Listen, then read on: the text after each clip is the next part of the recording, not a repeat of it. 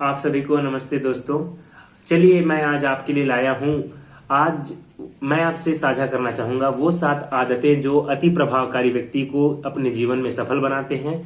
तो मैं आप सभी से यही निवेदन करना चाहूँगा कि आप भी इन 7 आदतों को अपने जीवन में लाएं और अपने आप को एक महानतम श्रेणी में रखें।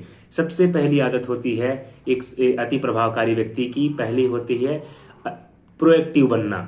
वो क्या होते हैं? प्रोएक्टिव होते हैं, एक्टिव नहीं होते, वो प्रोएक्टिव होते हैं। अपने आप में वो आत्मनियंत्रण करना, कल्पना करना, अपनी विवेक शक्ति का सही डायरेक्शन में प्रयोग करना वो अपने जीवन में लाते हैं। दूसरी आदतें हैं उनको कि वे अंतिम परिणाम को ध्यान में रखकर आज का स्टेप लेते हैं। वे धीरे धीरे स्टेप लेते हैं, टू डू लिस्ट बनाते हैं कि मुझे दिन भर में कितना कार्य करना है और अपने गोल्स को देख करके निर्णय लेते हैं कि मुझे क्या क्या करना होगा, क्या क्या अपने लाइफ में सुधार करनी होगी। वे चाहते हैं कि उनका जो परिणाम है वो मिनी स्टेप्स के माध्यम से ही अचीव होने वाली है, उनको पता होता है। तीसरी बात है कि पहली चीजें पहली रखें। वे पहली चीजों को पहले रखते हैं। वो कोई भी चीज को प्रायोरिटाइज देखते हैं कि किसकी प्रायोरिटी पहली आती है, दूसरी प्रायोरिटी किसकी है। इन सब चीजों बातों को ध्यान में रखते हैं और वे अपने कार्य को डे बाय डे करते हैं।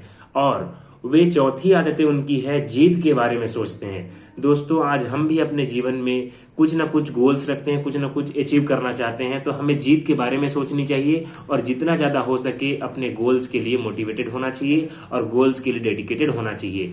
और 5वीं आदतें हैं उनकी, सबसे इफेक्टिव आदतें हैं पहले समझने की कोशिश करें। कोई भी एक समस्या होता है उसको एक समझने की कोशिश करें, फिर उसको जाने कि क्या हम इससे समझ सकते हैं और क्या चीज इसमें सुधार कर सकते हैं। तो ये 5वीं आदतें हैं जो हमें इन सब चीज से सीख लेनी चाहिए कि कोई भी समस्या है उसको समझना है कि इसका निपटारा कैसे किया जाना है और कैसे इसका निपटारा किया जा सकता है। 6वीं आदतें हैं सिनर्जी का प्रयोग करें। सिनर्जी मतलब इन द सेंस क्रिएटिविटी। अपने काम में क्रिएटिविटी लाएं।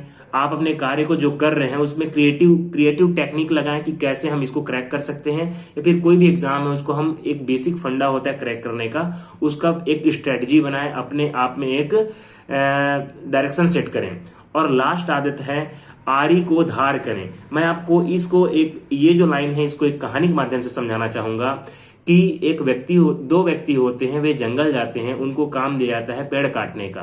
तो पहला व्यक्ति क्या करता है, आरी पकड़ता है और सीधे जंगल पे जाता है और पेड़ को काटने लगता है, लगातार काटने लगता है। कुछ समय बाद उसकी जो आरी होती है उसका धार कम हो जाता है या खत्म हो जाता है और एनर्जी भी खत्म हो जाता है, जिससे वह व्यक्ति बैठ जाता है। दूसरा व्यक्ति वहीं पर क्या करता है, देखिए वो क्रिएटिव तरीके से सोचता है। वह पहले अपने आरी को धार करता है, फिर कॉन्सिस्टेंसी से वो पूरा लगातार पेड़ को काटते जाता है और एक समय वह पूरे अपने काम को एक निश्चित समय पर कंप्लीट कर लेता है। तो इस कहानी और इस लाइन से हमें ये सीख मिलती है कि हमें कोई भी एग्जाम क्रैक करने के लिए एक अच्छी रणनीति और एक अच्छे मार्गदर्शक की जरूरत होती है, तब हम एक अच्छा एग्जाम को क्रैक कर सकते हैं। तो सभी आप अपने आरी जो मतलब अपना जो काबिलियत है, एबिलिटी है, उस पे ज्यादा फोकस करें और अपनी कामयाबी को ध्यान में रखते हुए अपने गोल्स को सेट करें।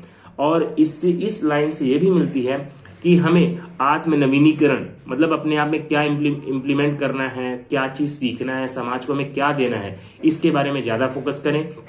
और जितना ज्यादा हो सके दोस्तों अपने आप पे फोकस करें, अपने आप पे ध्यान दें, क्योंकि आप दूसरों पे डिपेंडेंट रहेंगे या फिर दूसरों से सीखते रहेंगे तो कब तक सीखेंगे। अपने आप को जाने। अंदरूनी जो आत्मिक शक्ति है, हमारी जो आध्यात्मिक शक्ति है, आत्मिक शक्ति से बड़ा शक्ति इस दुनिया में कोई नहीं है। और आप समझ सकते हैं कि आप अपने आप खुद को जान जाएंगे तो आप इतिहास जरूर रचेंगे।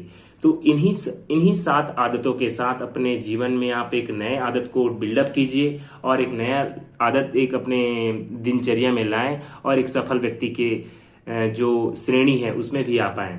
तो इन्हीं सभी आदतों के साथ मैं आपसे विदा लेना चाहूँगा और मेरे इस वीडियो को ज़्यादा से ज़्यादा शेयर करें, जिससे हमारा एक नया समाज का, एक नया जनरेशन का उद्धार हो और निर्माण हो, जिससे सभी एक समाज में अच्छी आदत करने वाले व्यक्ति विद्यमान रहेंगे, जिससे हमारा एक अच्छा समृद्ध समाज बनेगा और हमारे देश का नाम होगा।